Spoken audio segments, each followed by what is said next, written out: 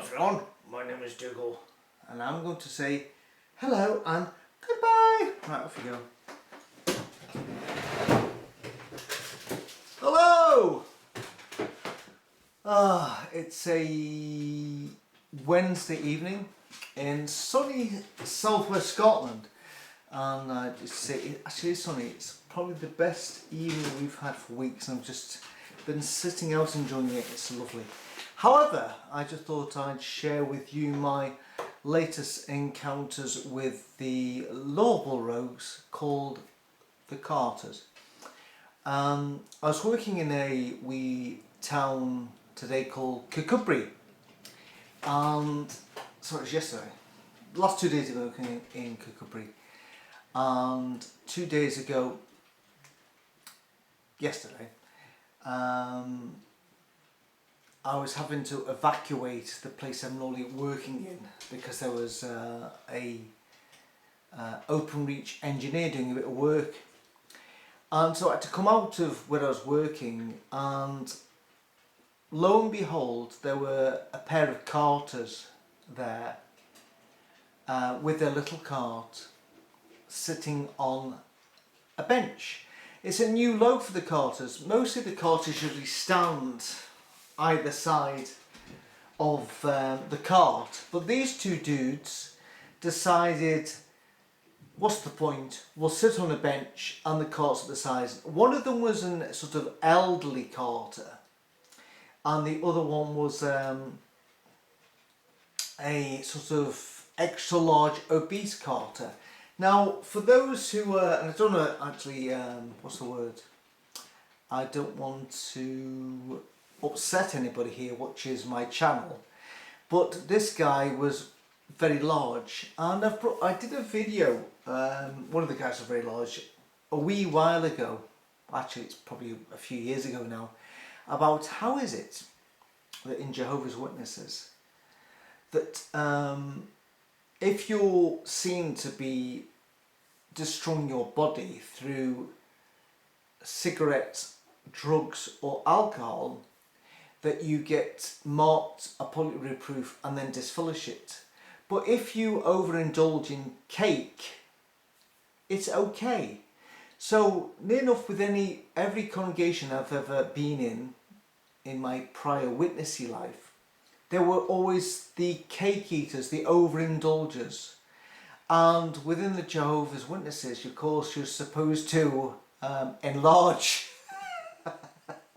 reach out and grow in the congregation, and yet some took this literally and actually decided to get massive in the congregation. And there were always these lovable roundish people in every congregation I ever went into, and some actually managed to enlarge so much that they became elders,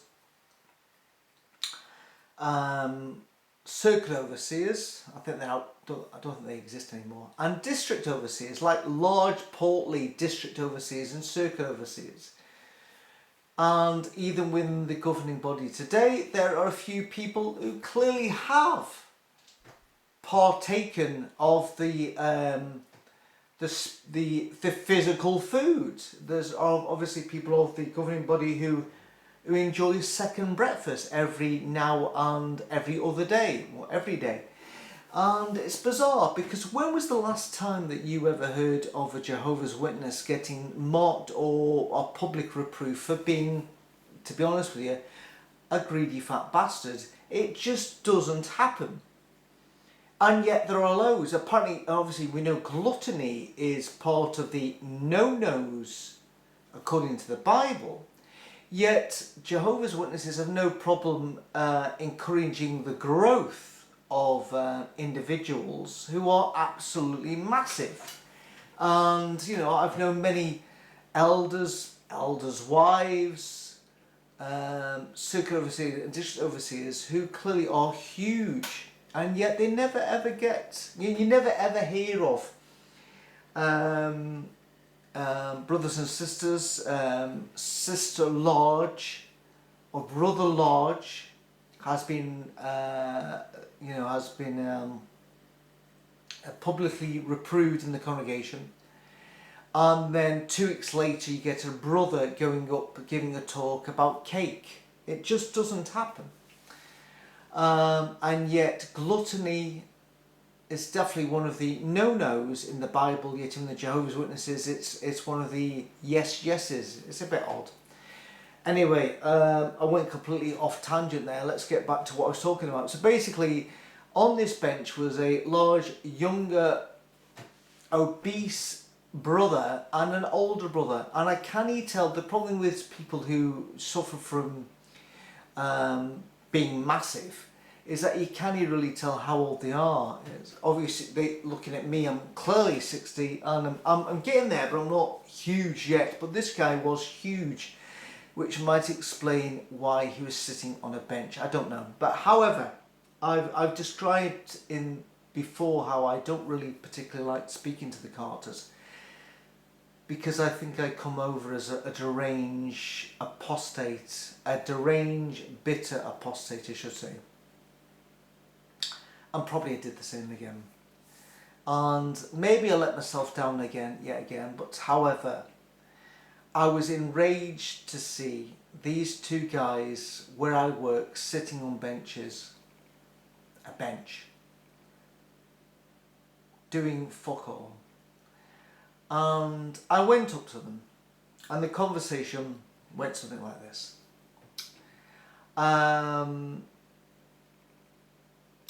I remember the days when you guys used to shut people's doors. Oh, we still do that. Well, not where I live. I haven't seen a Jehovah's Witness shut my door for an awful long time. Yeah, we still do that. I says, I don't quite understand what's going on here. You guys believe that very shortly Armageddon will come and about 7 billion people will die. I would imagine, having that knowledge, that you wouldn't allow people to walk past you. That you would stand up and thrust in their hands leaflets showing that the end is nigh, and that unless they change round and convert from being Hindus, Buddhists, Catholics, Protestants, what have you, and become Jehovah's Witnesses, that very shortly they and their family are going to die. So the older guy says, oh, we can't say that. I says, what do you mean? And I says, well, we can't scare people with Armageddon, because clearly you know about it. And I says, well, hold on. You go to people's doors and scare people with Armageddon, so what's the difference? You know, you go to people's doors and if people ask you why you're there, you're going to say, well, we're here because we're trying to save your lives. I says, I do not understand how you're sitting down here, allowing people to walk past you knowing this may be their last chance to get saved before Armageddon, and you sit there doing nothing. I said, I don't get it. I says, there could be people over there, Hindus, Muslims, Catholics, and you're quite willing to allow them to walk past you and not talk to them. I says, I don't understand it. And then I paused and went, and I don't understand, how is it that Tony Morris is no longer a member of the governing body? And then of course I pause for response. Now the obese chappie, the lovable roundish guy, who could have been between 35, I'm not about 35 stone, he could have been easy between 35 and 45, but it's hard when somebody is huge to tell exactly what age they are. I probably think he was under 40 stone. And he said, yeah, you're right, I don't know. Now the older guy next to him said, Tony Morris de Turd, and he spoke to the guy, he says, is he related to him? And he's going, no, that is Tony Morris de Turd. And he says, no, Tony Morris, is he related to Tony Morris de Turd? He goes, no, that is Tony Morris de Turd. So basically I said, well, there you go. You don't know why he's no longer a member of the governing body, and you don't even know that he's no longer a member of the governing body. And I said to them, that I'd recently been to the Canary Islands, which are Spanish. I'd met witnesses who actually were involved in actually doing an activity called chapping doors. They didn't know, my brother didn't know, and probably my mother didn't know, and it's obvious that many Jehovah's Witnesses don't know. And I says, how come it only appeared on jw.org for a number of days and then it was removed? Silence was golden. I then said to them, I said, what gets me is, to be honest with you, is the fact that your governing body are completely different to my governing body. And then I sort of came out with it and said, look lads, I'm going to be honest here, I was a Jehovah's Witness for 28 years. I said, how is it that when I was a witness that the number was sealed and it was reconfirmed not so long ago? How is it that Jehovah's Witnesses then was sealed and we have all of a sudden a guy like Mark Sanderson, I think it's Sanderson, who's younger than me? We've got two more recent governing body members who are younger than me. I says, do you know why?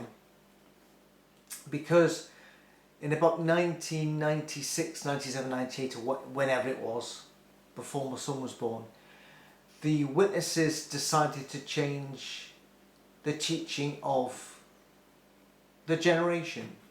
I said to them, I says, I heard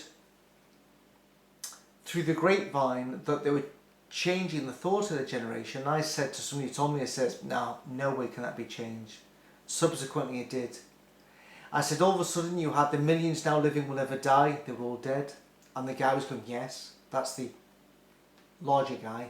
I said, you had the watchtowers showing 1914 generation by no means pass away, they're all dead. And the guy went like this, yes.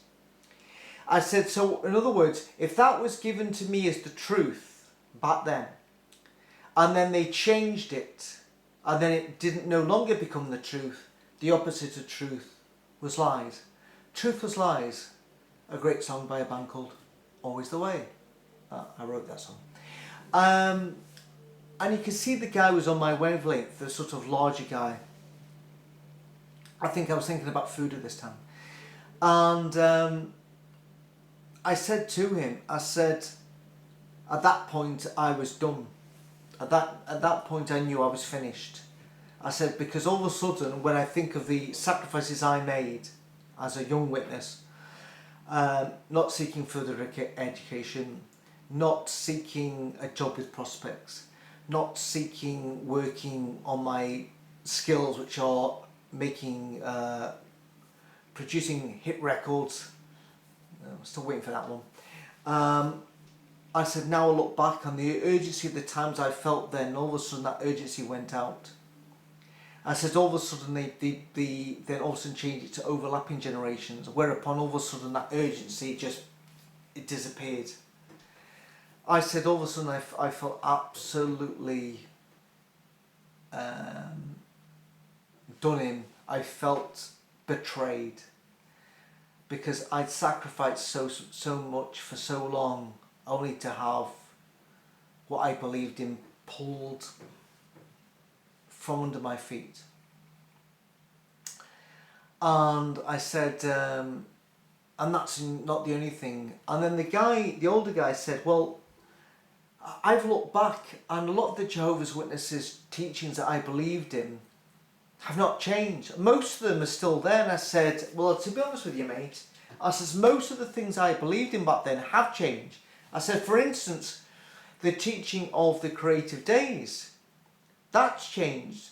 It was 7,000 years. And then all of a sudden they skewered in the new light, that it was thousands of years, not 7,000 years, which completely changed the last 1,000 years of Jesus Christ. There's loads changed. There's loads. I said to him, I can't even start to think of all the things that changed during the time I was a witness and the subsequent times that I've left. At this point, this guy then said to us, well, where'd you go to next? I said to him, I says, To be honest with you, I says, think about this. I said, I spent years telling Catholics that their religion was copyright because of the way that you concealed CSA. And yet now we found out that the witnesses during all this time period have been concealing CSA. I said, the congregations, the Kingdom Halls belong to the local congregation. Then the organisation changed it. The ownership went to the organisation, who subsequently then sold the land and the building, then told congregations to meet in a smaller building, like 3 congregations to 1 building, so that they could use those funds to, guess what, pay the impending court cases relating to CSA. I said, even elders now on a sticky wicket, if they never encourage people who are victims of CSA to go to the police. I says, that's how far removed this organisation is. So the guy then said to me, the older guy said, sort of the larger guy was a bit quiet at this time, maybe thinking about cake, I don't know. But the older guy said, if you asked me to name the organisation, the governing body of members, I couldn't do. And I said to him, I says, well, I agree with you.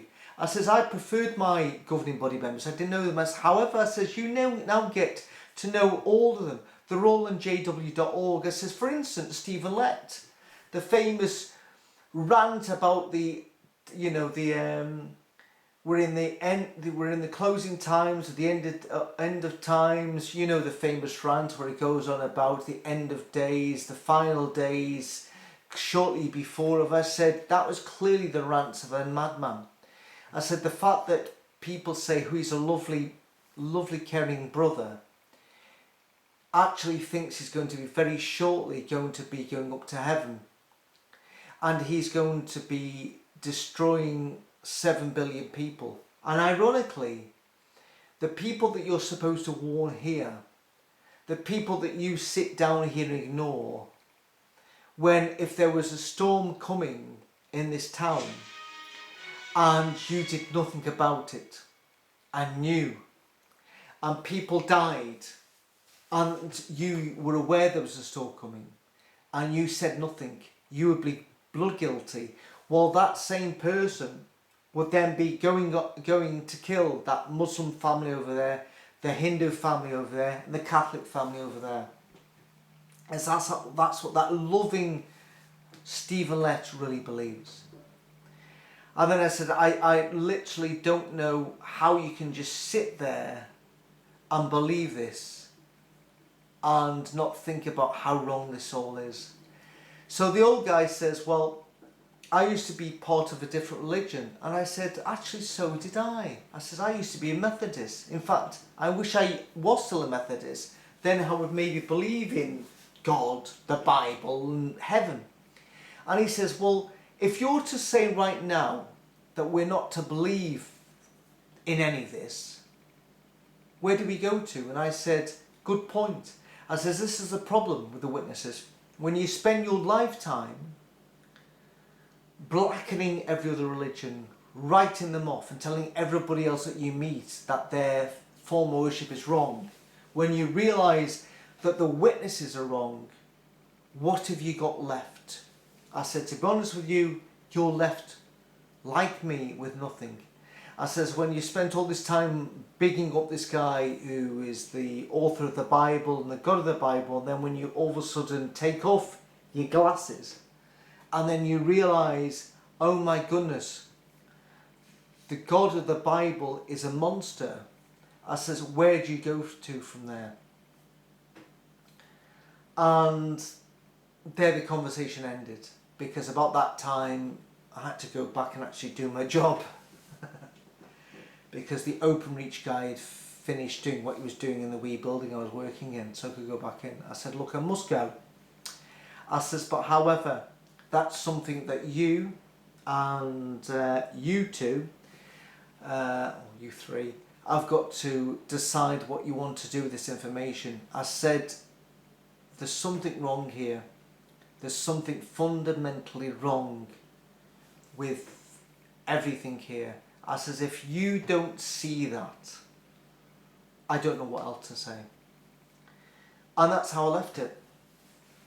So I don't know what they thought of me as I waddled off to do a bit of work.